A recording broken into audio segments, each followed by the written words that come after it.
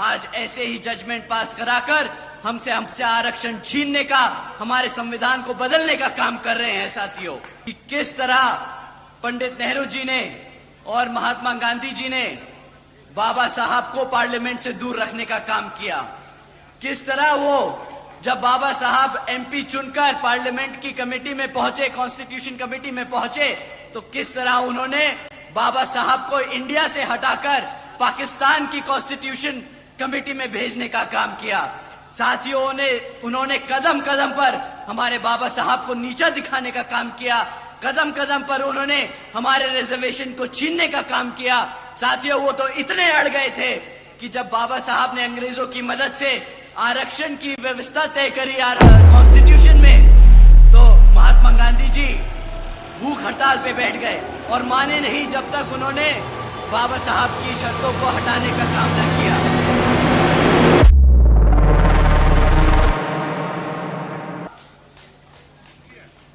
साथियों, जिन्होंने अपनी पूरी जिंदगी बामसेफ, DS4 व बीएसपी के जन्मदाता एवं संस्थापक मान्यवर साहब श्री कांशीराम जी के बताए हुए रास्ते पर चलकर परम पूज्य बाबा साहब डॉक्टर भीमराव अंबेडकर जी के मानवतावादी व आत्मसम्मान एवं स्वाभिमान के मूवमेंट के कारवा को अपने आजीवन त्याग, तपस्या व कड़े संघर्ष से सींचा है, उसे एक राजनीतिक ऊर्जा दी है, शक्ति दी है, एक पहचान दी है तथा उत्तर प्रदेश जैसे विशाल व महत्वपूर्ण राज्य में चार बार अपनी बीएसपी पार्टी की नेतृत्व में सरकार बनाकर खासकर बहुजन समाज के लिए एक ऐसी मिसाल बन गई हैं जिससे प्रेरणा लेकर करोड़ों लोग यहाँ हमारे हरियाणा में भी सामाजिक परिवर्तन व आर्थिक तरक्की की मिशनरी कार्य से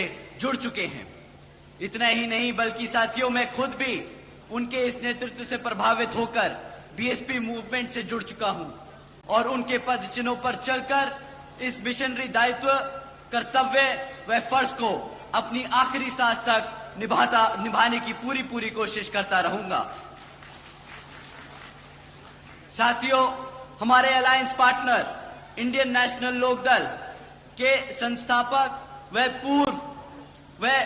पूर्व deputy prime minister Shri Chaudhary Devilal ji को भी तहे दिल से नमन करता हूं। साथ ही इनेलो के राष्ट्रीय अध्यक्ष श्री ओम प्रकाश चौटाला जी और आज हम सब के बीच में मौजूद इनेलो के राष्ट्रीय महासचिव और हमारे गठबंधन की ओर से हरियाणा प्रदेश के मुख्यमंत्री जी के उम्मीदवार श्री अभय सिंह चौटाला जी का भी मैं तहे दिल से स्वागत और आभार प्रकट करता हूं। साथियों, आप लोगों के सामने विधानसभा आम चुनाव के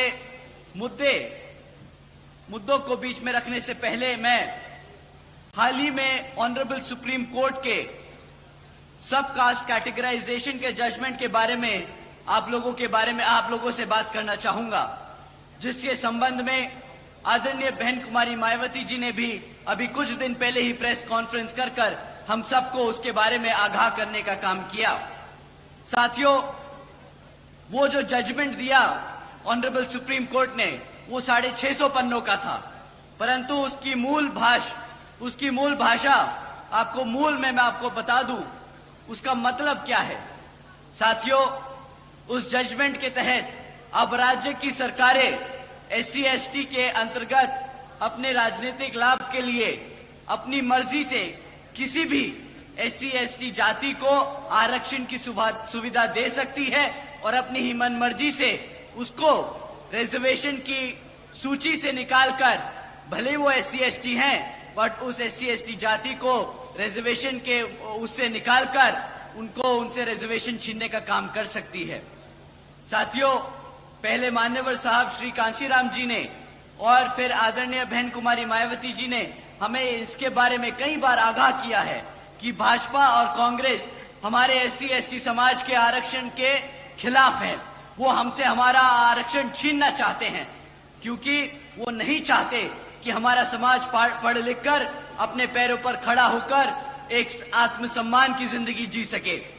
साथियों, भाजपा और कांग्रेस की भाजपा और कांग्रेस की ये सोची समझी साजिश है, जिसके तहत ये जजमेंट पास कराया गया है। देश से आरक्षण खत्म करने की पहली कदम, देश से आरक्षण खत्म करने का ये पहला कदम लिया गया है। साथियों, आप सभी जानते हैं, आरक्षण की मूल भावना प्रतिनिधित्व दिलाने की है, समाज को आगे बढ़ाने की है, लेकिन उसे बार बार गरीबी मिटाने की आड़ से बार बार आरक्षण को खत्म करने की कोशिश की जाती है। बोलते हैं आरक्षण का मतलब है गरीबी खत्म करना। साथियों, आप सब यहाँ जो बैठे हैं जानते हैं आरक्षण से गरीबी नहीं, प्रतिनिधित्व, रिप्रेजेंटेशन, आत्मसम्मान मिलता है, ना कि गरीबी खत्म की जाती है। परंतु ये लोग बार बार इसे गरीबी खत्म करने की योजना बनाकर बार बार हमारे पिछड़े समाज को हटाने की, आरक्षण छीनने की कोशिश करते हैं। साथियों, ये दलितों को बांटने की शुरुआत है, ये दलितों की आजादी छीनने की शुरुआत है। साथियों, ये संविधान को बदलने की शुरुआत है। ये जो लाल किताब लेकर पार्लियामेंट में खड़े होते हैं शपथ लेते वक्त, ये सपा के लोग, कांग्रेसी लोग, भाजपा के लोग जो संविधान को लेकर शपथ लेते हैं और कहते हैं कि संविधान को बचाने का काम करेंगे, आज ऐसे ही जजमेंट पास कराकर हमसे आरक्षण छीनने का, हमारे संविधान को बदलने का काम कर रहे हैं। साथियों, संविधान बचाने के नाम पर भाजपा और कांग्रेस मिलकर संविधान को बदलने का काम कर रही है। आदरणीय बहन जी ने कहा है कि अगर ये भाजपा की एनडीए और कांग्रेस की इंडी अलायंस, जिसमें सपा, आम आदमी पार्टी जैसी पार्टियां भी शामिल हैं, ये सब अगर सच्चे दिल से हमारे समाज के लिए आरक्षण के हितैषी हैं, तो ये सब मिलकर पार्लियामेंट के जरिए से हमारे रिजर्वेशन एक्ट को संविधान की 9वीं सूची में डालकर उसको हमेशा हमेशा के लिए सुरक्षित करेंगे। परंतु साथियों, इनकी नीयत नहीं है। आज सुबह ही आदरणीय राहुल गांधी जी ने भी एक प्रेस कॉन्फ्रेंस कर स्टेटमेंट इशू किया, जिसमें कहा उन्होंने कि पंडित नेहरू जी ने और महात्मा गांधी जी ने आरक्षण के लिए खूब लड़ाइयां लड़ी हैं। वो चाहते थे कि हमारे एससी एसटी समाज को आरक्षण मिले, परंतु यहां मेरे सभी एससी एसटी भाई जानते हैं कि किस तरह पंडित नेहरू जी ने और महात्मा गांधी जी ने बाबा साहब को पार्लियामेंट से दूर रखने का काम किया। किस तरह वो जब बाबा साहब एमपी चुनकर पार्लियामेंट की कमेटी में पहुंचे, कॉन्स्टिट्यूशन कमेटी में पहुंचे, तो किस तरह उन्होंने बाबा साहब को इंडिया से हटाकर पाकिस्तान की कॉन्स्टिट्यूशन कमेटी में भेजने का काम किया। साथियों, उन्होंने कदम कदम पर हमारे बाबा साहब को नीचा दिखाने का काम किया, कदम कदम पर उन्होंने हमारे रिजर्वेशन को छीनने का काम किया। साथियों, वो तो इतने अड़ गए थे कि जब बाबा साहब ने अंग्रेजों की मदद से आरक्षण की व्यवस्था तय करी कॉन्स्टिट्यूशन में, तो महात्मा गांधी जी भूख हड़ताल पे बैठ गए और माने नहीं जब तक उन्होंने बाबा साहब की शर्तों को हटाने का काम न किया। साथियों, वो इस कदर इनके पीछे पड़ गए थे कि कह रहे थे कि मैं मर जाऊंगा परंतु आरक्षण नहीं लागू होने दूंगा। साथियों, ये थी कांग्रेसियों की नीति। साथियों, भूल जाइएगा कि कांग्रेसी या भाजपा कभी भी हमारे आरक्षण के हितैषी हो सकते हैं।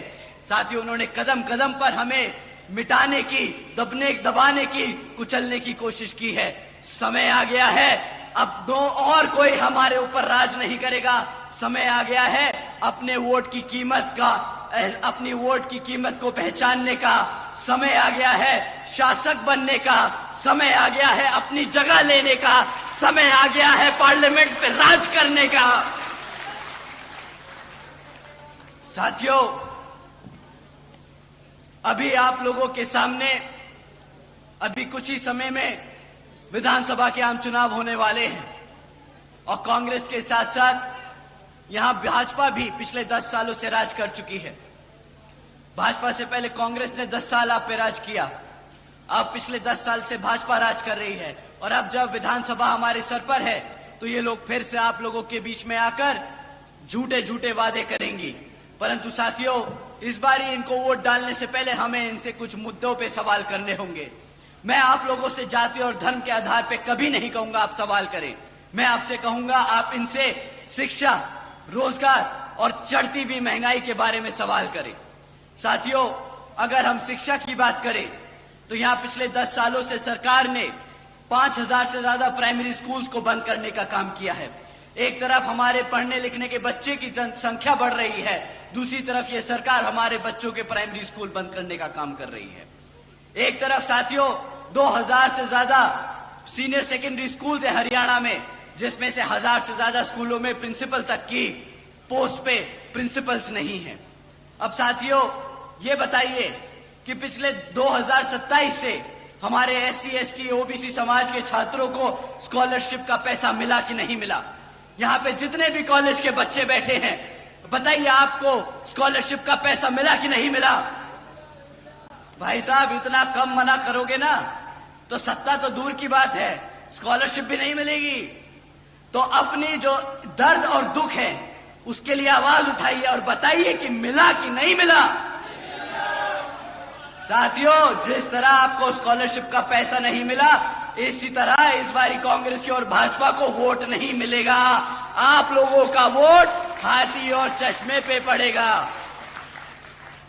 साथियों, एक तरफ हमारे बच्चे दिन रात मेहनत कर कर कॉलेज में दाखिला ले रहे हैं, दूसरी तरफ ये सरकार झूठा वादा कर कर कि स्कॉलरशिप का पैसा देगी, वो पैसा नहीं देती।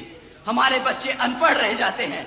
जब हमारा बच्चा पढ़ेगा लिखेगा नहीं तो आप बताइए क्या वो गुलामी करेगा कि नहीं? हम गुलाम ही बन के रह जाएंगे ना। अब आप ही बताइए, बाबा साहब ने इतनी मेहनत कर कर हमें गुलाम बनाने के लिए खड़ा किया है। बताइए मेरे किसान भाइयों, आप लोग अपने पैरों पर खड़ा होना चाहते हैं कि नहीं?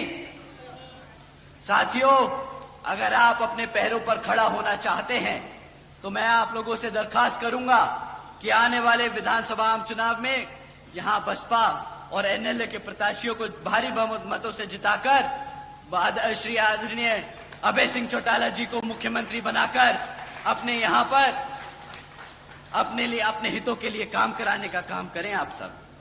साथियों, एक तरफ ये भाजपा और कांग्रेस वाले हैं जो इस तरीके की काम करते हैं, इन नीतियों पे चलते हैं, और दूसरी तरफ हमारी आदरणीय बहन कुमारी मायावती जी की नीतियां हैं, जिसके तहत चलकर यहां पर भी हरियाणा में उसी संख्या में, उसी ताबड़तोड़ तरीके से यहां पे काम किए जाएंगे।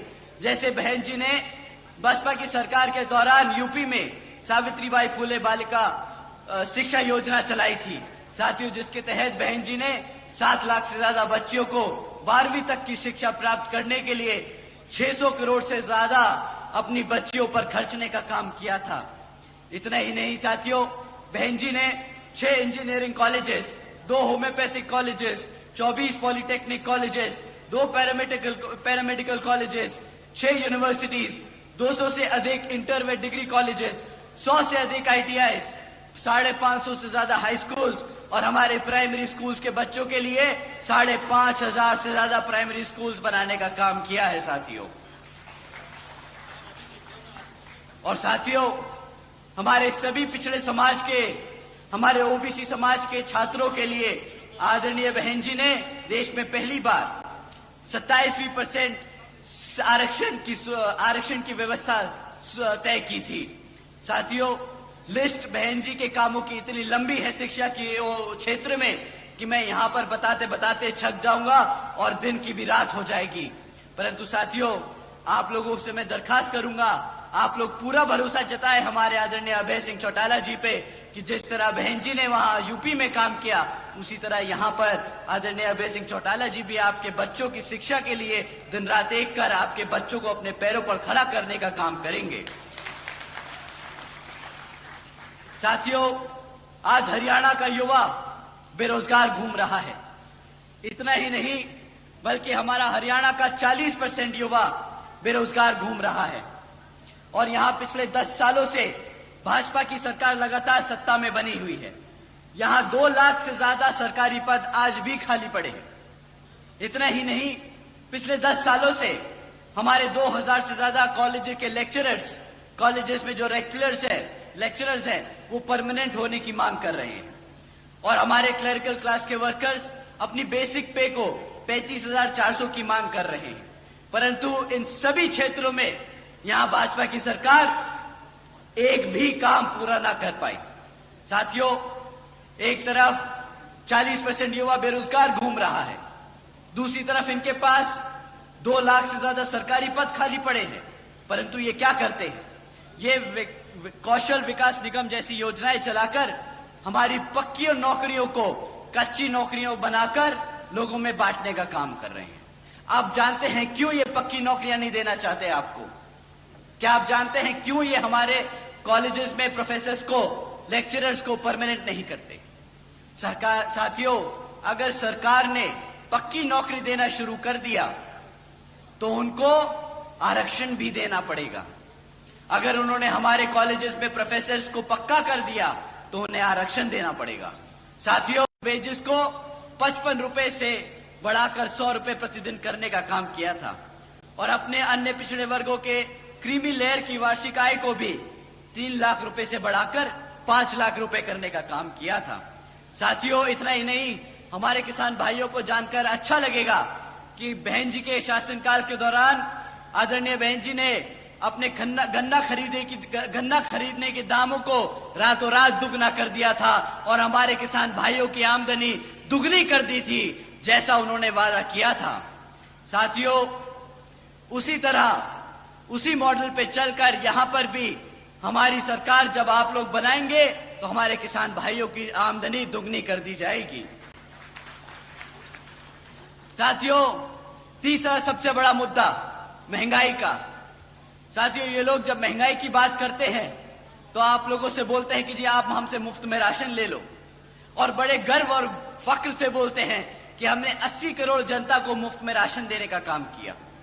साथियों, अब एक बात बताइए कि आपने महंगाई कम करने के लिए वोट डाला था या मुफ्त में राशन मांगने के लिए वोट डाला था?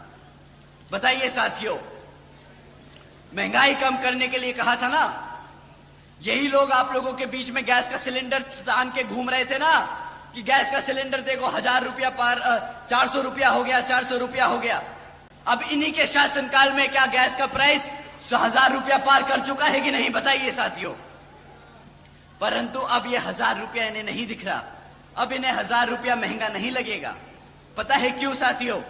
क्योंकि अब इन लोगों की आदत हो गई है जगह जगह विदेशों में घूमना, इनकी आदत हो गई है बड़े बड़े रेस्टोरेंट में बैठ के खाना खाना, होटलों में घूमना। इन लोगों को आपकी महंगाई से कोई लेना देना नहीं साथियों। परंतु साथियों, अगर ये लोग सिर्फ रोजगार देने वाला ही वादा पूरा कर देते, सिर्फ रोजगार देने वाला ही वादा पूरा कर देते तो महंगाई तो हमारा किसान भाई अच्छे से जानता है, हमारा SC ST समाज अच्छे से जानता है। अगर कमाऊंगा भी तो घर भी चला लूंगा तो अपने पैरों से खड़ा हो जाऊंगा, जिंदगी में अपने आप आगे बढ़ने का रास्ता निकाल लूंगा। मुझे किसी सस्ती गैस का जरूरत नहीं, मुझे महंगाई से डरने की जरूरत नहीं। परंतु साथियों, ना इन्होंने महंगाई कम करने का काम किया, ना इन्होंने रोजगार देने का काम किया। साथियों, आप जानते हैं कि मुफ्त में राशन की कीमत क्या है आपके लिए? 1000-1200 रुपये से ज्यादा महीने का राशन नहीं मिलता किसी को मुफ्त में, और साल का अगर आप गणित लगाएं तो 12,000 रुपए से ज्यादा का राशन नहीं देगी ये सरकार। परंतु अगर आपके घर में से एक एक बच्चे को रोजगार मिल जाता तो कम से कम 20,000 रुपए महीने की वो आमदनी कमाता, साल की 2 लाख रुपए की आमदनी कमाता। पर ये भाजपा वाले घपलेबाज हैं, आपको 12,000 रुपए का राशन चिपकाकर आपसे 2 लाख रुपए चूना लगाते हैं। साथियों, मैं आप लोगों का और समय नहीं लूंगा। आपको मैंने शिक्षा के बारे में बताया कि ये किस तरह आप लोगों को कमजोर कर रहे हैं शिक्षा के क्षेत्र में। मैंने आपको बताया रोजगार के मामले में, मैंने आपको बताया महंगाई के बारे में। मैं आप लोगों का और समय जाया नहीं करूंगा। एक तरफ साथियों, मैं आपसे यही कहूंगा कि भाजपा और कांग्रेस आप लोगों को गुलाम बनाने का काम कर रही है, और दूसरी तरफ बसपा और इनेलो का गठबंधन की सरकार है जो आपके बच्चों को पढ़ा लिखा कर काबिल बनाकर एक समाज में आत्मसम्मान से जिंदगी देने का काम करना चाहती है। साथियों, इन्हीं कुछ जरूरी बातों के साथ ही अब मैं आप सभी से, खैर मेरी और वह खासकर आदरणीय बहन कुमारी मायावती जी की ये विशेष अपील है कि इस विधानसभा चुनाव में आप सभी लोग हर मोर्चे पे सावधान रहें। आपका वोट बहुत कीमती है। आपका कोई वोट खरीद ना पाए, आपका वोट कोई लूट ना पाए, आपका वोट कोई पढ़ने से रह ना जाए। साथियों, जाति, बिरादरी, धन, बल, मंदिर, मस्जिद या किसी भी भावना आदि के नाम पर कोई स्वार्थी अपने जाल में फंसाकर आपके वोट का दुरुपयोग ना कर ले, क्योंकि साथियों, देश के हर एक महिला, पुरुष व युवा को वोट डालने का अधिकार यहाँ परम पूज्य बाबा साहब डॉक्टर भीमराव अंबेडकर जी की अति महत्वपूर्ण देन है। मैं आप सभी से यही खास अपील करता हूँ कि आप लोग यहाँ जिन जिन क्षेत्र में बसपा और इनेलो के विधानसभा उम्मीदवार चुनाव लड़ रहे हैं, तो आप उनको वोटिंग मशीन के सामने, वोटिंग मशीन पे बसपा का हाथी चुनाव चिन्ह और इनेलो का चश्मे का चुनाव चिन्ह के सामने वाला बटन दबाकर भारी मतों से जताने का काम करें।